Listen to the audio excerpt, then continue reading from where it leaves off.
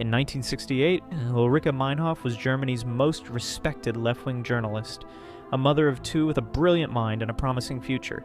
2 years later, she was robbing banks with machine guns. Her transformation shocked a nation.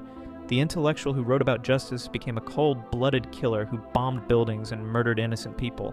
She called it revolution. The world called it terrorism. How does a respected journalist become one of Europe's most wanted criminals? The story of Ulrike Meinhof proves that anyone can become a monster when ideology replaces humanity.